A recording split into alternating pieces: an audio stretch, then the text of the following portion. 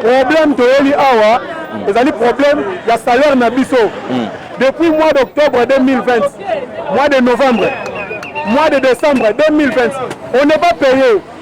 Nous sommes ici les deux ministères finances et budget va promettre à biso va foutre à biso mbongo na mois d'octobre tozeli tozwi mbongo te tokomi awa na janvier va promettre à biso février et le cas ni mars tozo compte à avril et dans le trimestre alors balobi que va résoudre le problème na biso ministre des finances a commis pour un ordonnancement et comment la présidence pas foutre à biso ministre des finances a commis présidence à son tour a passé ordre papa la nana na Yoruba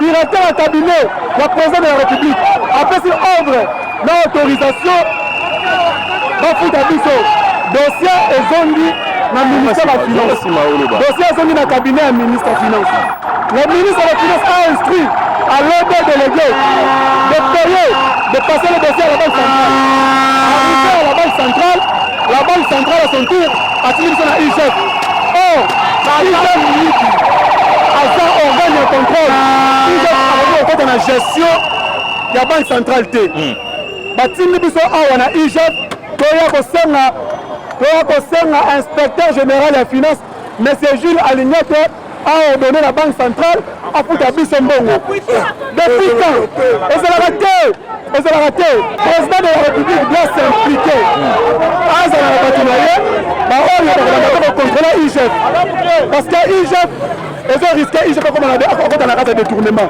chambre de dépenses c'est ça la tête. Nous sommes du ministère du budget et finances. Au ministère du budget, chambre de dépenses c'est ça la tête. Alors, la dépense c'est ça la mboka, c'est ça la mandengeni. Ils ont risqué détournement et quand on a mboka sans trace. Tu bannis des gens depuis Kala. Présidence de Kéi Dirka a commis. Après cette autorisation, on a biso et puis ma finance na budget. Ba fouta bango mbongo na bango. To leki est pas ministre à finance. Après si aval, qui va faire sa biso mbongo na biso. Le lot qui est la banque centrale, c'est alors que Bazo Bisabiso, pour compenser ce salama, il faut ISF, abenga gouverneur pour faire sa mbongo, comme aventure. Il y a un autre le lot ISF, to discuter na ebelete abenga depuis ba syndicat ba kota ki aoyamba bangote. Neto bengi bino awa. Depuis ka ISF a vraiment opesa, autre a opesa paye. Il y a un autre on pour ça. Papa Fati, comment ça n'a été papa le le peuple d'abord. Quand le peuple on est biso plus d'argent en finance na budget. Biso notre aussi marama solo. Maintenant on Moïse pour ça la biso. Donc le lot, c'est Joseph a bengi été, a bengi gouverneur été.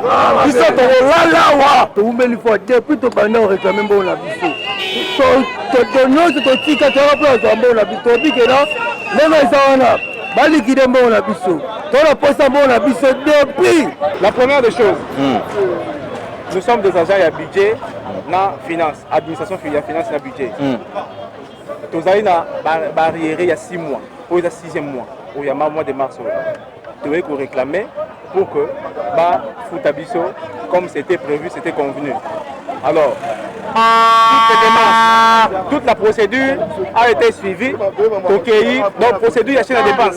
C'est que le business en tant qu'état financier, il y a une chaîne à dépenses. C'est la LOFIP. Mais à notre grande surprise, le commune a paiement, décaissement, au niveau de la banque centrale, il faut tout ça recours à IGF après sa instruction à la banque centrale. Ce qui est aberrant, nous constatons simplement la dérive. Ils ont ça dans la carte, il y a circuit et dépenses. Ceux qui ont continué à boyer, en tout cas, moi je trouve qu'il faut, chef de l'État, à s'impliquer dans la carte pour aussi soigner son image. Pour soigner son image. Ça vaut de son image. Ça vaut de son image. Ça dit 2 semaines, chaîne à dépenses, ils ont fonctionné. Et la République a fonctionné comment? La République fonctionne comment? Parce que c'est mon nini. Parce que ceux qui n'ont pas de dans un recours, dans la régule, on a toutes les pièces et ça rappelle visibilité. Il y aura des tournements sans trace, parce que trace c'est la chaîne de dépenses. Dès que ça va dépenser sans chaîne de dépense, c'est qu'il y aura des tournements. Il y a mauvaise foi. Est-ce que Bozo Sengani exactement? Qu'est-ce que vous réclamez? Que nous soyons payés et plutôt reprendre mes salaires pour que ces dépenses soient fonctionner. Bon, on a avec trace. Parce que pour le moment, des caissements sans trace. La présidence de la République a dit qu'on encadrer pays. Mais elle a dit qu'on instruit la Banque centrale. Il y a des pays.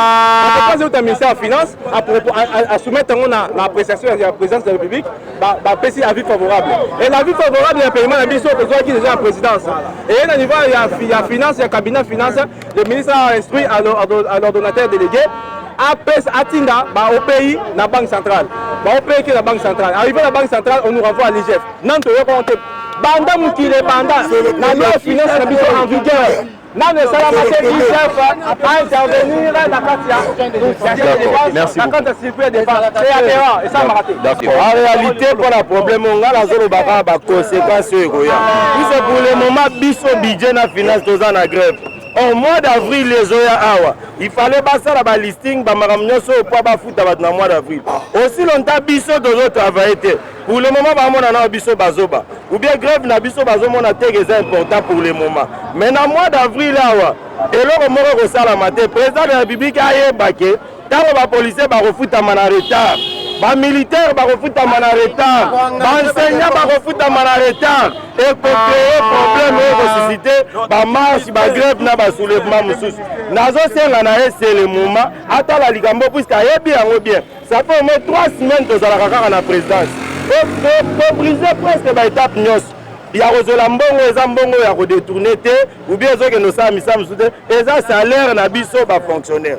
Tous comprendre que comme il aura les kangami na likolo, tout ça la magie ni peut quitter la mission. Donc depuis le mois d'octobre, si les autres ont réclamé la listing na ngokutu et que na ba banki kala, mais ba futa rangote.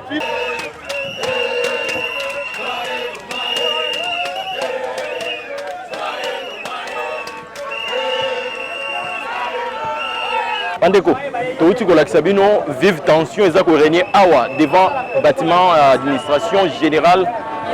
Il y a IGF, bâtiment administratif, ils ont la Simanangawa. Et c'est l'inspection générale des finances et Zalaka. Et c'est le directeur religieux la Linguette Azali. Bandeko Baye awa, Bazali Bandeko, le ministère, il y a budget et puis il y a finance. Bandeko Bazo réclamé prime na bango et Kangama, ce qui ça fait pratiquement quelques mois. Et Kangama awa, depuis 6 mois déjà, dès que Bandeko Bazo loba. Si les lots bazo zouangote, balobi ezosenga kaka appel il y a IGF. Ango bazo komituna. En tout cas, tous en a commentaire à émettre là-dessus mingité. Totike les pino, bo tirer ma conclusion makambu. Oh ezo les kawa. Et bisi bino, eza dossier à suivre en tout cas. To komeka ko landelango de fond en comble, de fond en comble, to meka ko yeba réellement eza likambunini. Mais tous en a commentaire à remettre là-dessus mingité. Totombeli kaka bola mumingi na mabota mabino nazalaki ngai mokote nazalaki accompagné na Roublé Bambo azali derrière la caméra ezalinga ordi mobala ndeboye tokabwani na tombeli bola mumingi na mabota mabino ciao.